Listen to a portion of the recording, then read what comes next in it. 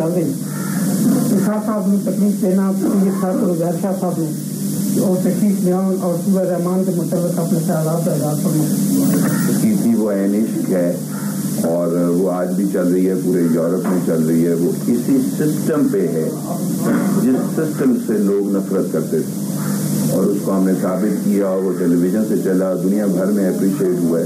پاکستان ٹیلی vision channel 1 پہ تو نہیں چل سکا لیکن 3 پہ چلا, ورلڈ پہ چل رہا.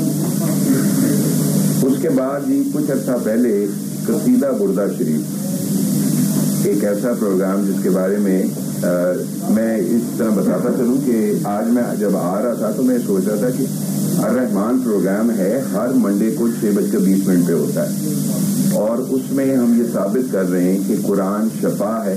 اس کے سننے سے, اس کو یکسوئی سے سننے سے بیماریوں بھاگ جاتی ہیں, کینسر ہو, ہیپاٹائٹس ہو, کوئی کرونک بیماری ہو. اور جن لوگوں نے وہ پروگرام دیکھے ہیں, 7 پروگرام چل چکے ہیں.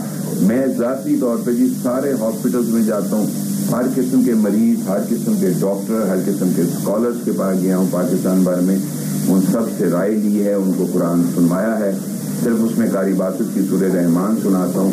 جنہوں نے دیکھا ہے انہیں معلوم ہوگا کہ کیسے لوگ کہاں پڑے ہوتے ہیں, کیسے ان کی دل کی دنیا بدل جاتی ہے.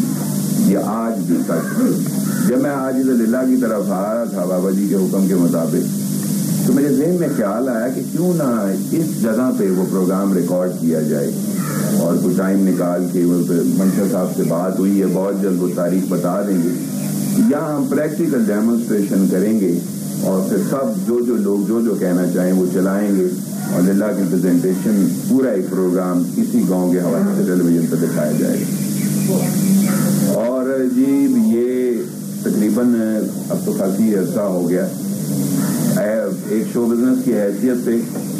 جس وقت بابا جی سے میں ملا تو جو بابا جی کو سارے آپ تو خیر بہتر جانتے, اتنا بدنام ہوا کہ شو بزنس کی دنیا میں مجھے پاگل, پھر کافر اور پتہ نہیں کیا کیا کہا جانے لگا. اور جتنے تبادلے ملنے کے بعد میرے ہوئے ہیں کہ صبح تبادلہ کوئٹہ ہو جاتا تھا, شام کو کینسل ہو جاتا تھا, اگلے دن پشاور ہو جاتا تھا, پھر کینسل ہو جاتا تھا. جو میرے پاس گاڑی تھی وہ بھی گئی. مگر آپ یہ سمجھیں کہ 2 سال تک تنخواہ بند, مسائل ہی مسائل. لیکن جو بات میری سمجھ میں آ گئی تھی وہ یہ تھی کہ میں نے دوسرے کو سچ جاننے کے لیے اپنے آپ پہ نگاہ کر دی. میری بات سمجھ میں آ گئی اور اللہ کا شکر ہے کہ میں اس میں سے نکل گیا. اور اب وہی وقت ہے کہ جتنے بڑے بڑے ارباب اختیار ہیں وہ سارے پیچھے میرے پھرتے ہیں. ڈرنا یا کی بات نہیں ہے, صرف پیار کی بات ہے. وہ جو ہر چیز بگڑ گئی تھی, وہ جو پہلے ایک منافقت سے بھری ہوئی چیز تھی, اب وہ بالکل نکھر کے ایک پیار کی صورت میں سامنے آ گئی ہے. اب وہ کام کر رہے ہیں. قصیدہ بردہ شریف آپ نے بھی سنا ہے کہ کس قدر 6 سال ہو گئے. وہ بابا جی کا ہی آرڈر تھا جس پہ وہ کیا گیا تھا اور میں نے خود اس کو پروڈیوس کیا تھا. اس سے نعت کی دنیا میں ایک انقلاب آیا ہے اور یہ انقلاب آیا ہے کہ اب تھوڑی سی دف میوزک کے ساتھ نعتوں کو پیش کیا جانے لگا ہے. تھوڑا سا اور خوبصورت کر کے نعتوں کو پیش کیا جا رہا ہے. ایک چیز. اس کے بعد جب رحمان کی باری آئی تو اس میں آپ نے دیکھا ہوگا مرکزی خیال و تحقیق بابا جی کی ہے, اس میں میرا تو کچھ نہیں ہے. میں تو وہ مشن, وہ اسپرٹ لے کے جہاں جہاں گیا ہوں, جو کسی بڑے سے بڑے اسکالر اور مریض کے پاس بھی میں حیران رہ جاتا ہوں وہ کون سا سچ ہے جو ہم سب میں لیک کرتا ہے, اور وہ سچ آج بھی موجود ہے. تو بابا جی کے ایک عزت مند تھے, ایک میجر صاحب تھے, میجر جعفری صاحب. وہ بابا جی سے ملے تو اس کے بعد ان کا رگڑا شروع ہو گیا. وہ گورنر بلوچستان کے پائلٹ تھے. تو اس کے بعد ان کے ساتھ وہ کچھ ہوا کہ 2 سال تک میرا خیال انہیں اپنا بھی ہوش نہیں رہا. تو وہ یہ مجھے ہمیشہ کہا کرتے تھے کہ یار بابا چنگے بابیانوں مل گئے ہیں, سیدھا ہی پھنس گئے ہیں ہر چیز سے. تو میں ان کو حوصلہ دیا کرتا تھا گھبراؤ نہیں, ابھی کچھ دن انتظار کرو. تو وہ اس وقت بھی گریڈ 20 کے افسر ہیں, بہت بڑے, وہ خود فلائنگ کراتا ہے, بڑے بڑے جہاز چلاتا ہے. And he is a very happy man. اور صرف بات, چونکہ یہ مثالیں اس لیے دینی ضروری ہیں تاکہ اس مثال سے کوئی نہ کوئی ایک بات نکلتی ہے.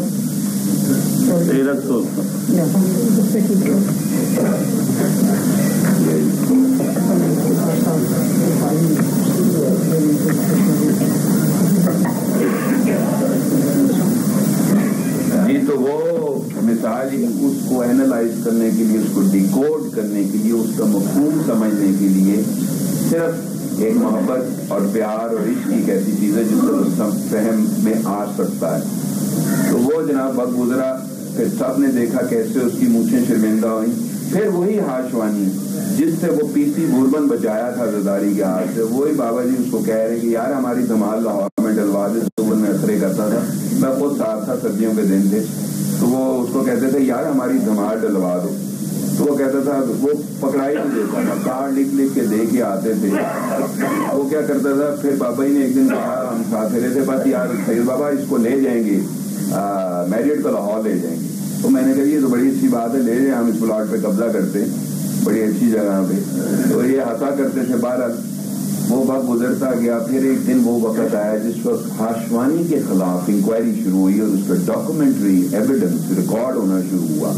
تو میں نے سب سے پہلے فون کیا، میں نے کہا لو جی وہ لگتا ہے کہ وہ جانے والا ہے لاہور۔ 2 ارب روپے کا اس کو فائن ہوا تھا، اور وہ میریٹ لاہور لے جانے کا یہی مطلب تھا۔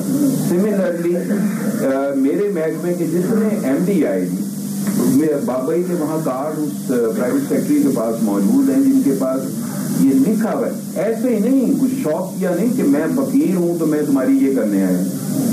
ایک سسٹم ہے کہ جو شخص کائنات میں خوف خدا میں نہ رہے اس کو، جیسے بیماری ہے، بیماری آپ کو تنبیہ کے لیے آ رہی ہے، ہم اسے عذاب سمجھ لیں، اپنا ذہن بدل خوف خدا میں آئے۔ جیسے آج کل اخبار میں چھپتا ہے دھوپ تیز پڑ گئی، آتے تھے پریکٹیکل کوئی ہو، اور سب کے ساتھ، چاہے وہ رانا شیخ ہو، چاہے وہ بے نظیر ہو۔ ان کے زمانے میں تو کہا کرتے تھے اوے کاکی تیرا بھی میک اپ اتر ہے، تیری بڑی کاکی کا بھی make up Uttar. Hare M L A hostel میں، ہر منسٹر کے گھر میں گھس کے اوے توبہ کرو فلڈ آ رہا ہے، کسی کے سمجھ میں نہ ہے، بریگیڈیئر اسرار اس کی بیوی کانپ رہے۔ لیکن کچھ لوگ سمجھتے تھے، پھر فلڈ آیا، سب نے دیکھا، مشاہد حسین کو تو میرے سامنے کی بات ہے، کہہ رہے ہیں توبہ کر لے سید، تو سید ہے اس لیے آیا ہوں تیرے پاس، میں وقت وزیر اعظم کے پاس نہیں جا سکتا، وہ امتی ہے، تیرے پاس آئے کیونکہ تو سید ہے، تجھ سے پیار کرنے، توبہ کر لے۔ آپ دیکھ لیں وہ توبہ کسی نے نہ کی، کسی کو خیال نہ ہے، جیلوں میں سڑتے رہے، 1 سال رہے، 6 مہینے، ذلت کی بات تو ہے، کیونکہ آنے والے وقت کی نشاندہی وہ فقیر ہی کر سکتا ہے۔ اس کے بعد چاہے پرویز رشید ہو، چیئرمین تھا، جو کتنی مثالیں میں ٹیلی ویژن پہ چل رہا ہے، پورے ڈاکٹرز لوگ سارے اسکول آف تھاٹ اس پہ ریسرچ کر رہے ہیں کہ یہ بات کیا کر رہے ہیں کہ ہم نے کرسچنس کو بھی انٹرویو کیے ہیں، کرسچنس کو بھی قرآن سنائے، وہ کہتے ہیں ایک لہر سی دوڑ جاتی ہے پورے وجود میں۔ تو پتہ یہ چلا کہ اب یہ مشن، اب یہ قرآن تبدیل کر سکتا ہے، نہ کوئی کسی کو کسی فرقے میں داخل کر سکتا ہے۔ بابا جو کچھ بھی کر رہا ہے اللہ کر رہا ہے، اللہ ہی کرتا ہے، اسی کی طرف سے رحمت آتی ہے، فرق ہوتا ہے صرف ہم میں۔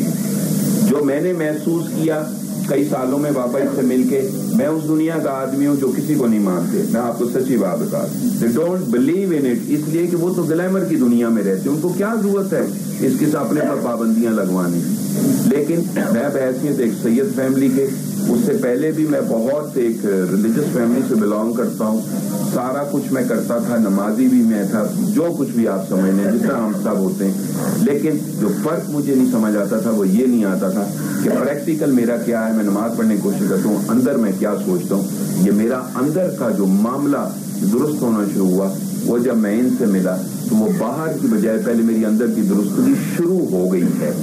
I am very proud of it. میں آپ کو بتا رہا ہوں، مجھے بڑا فخر ہے اس بات پہ کہ برملہ آپ کو کہہ رہا ہوں کہ اس گاؤں کی کتنی خوش قسمتی ہے کہ وہاں ایسا ایک سید پیدا ہو۔ بابا اس گاؤں کے لوگ شاید آج سمجھیں یا نہ سمجھیں، لیکن آنے والے 40-50 برسوں میں ساروں کو یہ بات سمجھ آ جائے گی کہ حقیقت کیا ہوتی ہے، کیونکہ یہی چیز ہے۔ دیکھیں ہم پاگل، میں بابا جی کو رات کہہ رہا بابا جی آج میری بہت مصروفیت، اتنی مصروفیت تھی، لیکن چونکہ آرڈر انہوں نے کر دیا کہ آج ہو تو ہم اپنی ساری وہ کینسل کر کے آ گئے بابا، اس لیے کہ ہمیں یہ معلوم ہے کہ جس کو ملنے سے میری سوچ میں ایک مثبت پن پیدا ہوا، تو وہ خود کون ہے میں نہیں جانتا، وہ کون ہے، وہ بہت بڑا ہے۔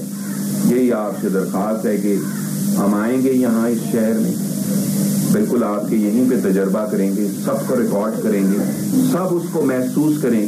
قرآن کسی کی پراپرٹی نہیں ہے، جو اس کو سنے یکسوئی سے، جو محسوس کرے وہ اپنے تاثرات بیان کرے، اس کو خود ہی پتہ چل جائے گا. باتیں کرنے کی ضرورت نہیں ہے، پریکٹیکل ہے کیا، قرآن ہے.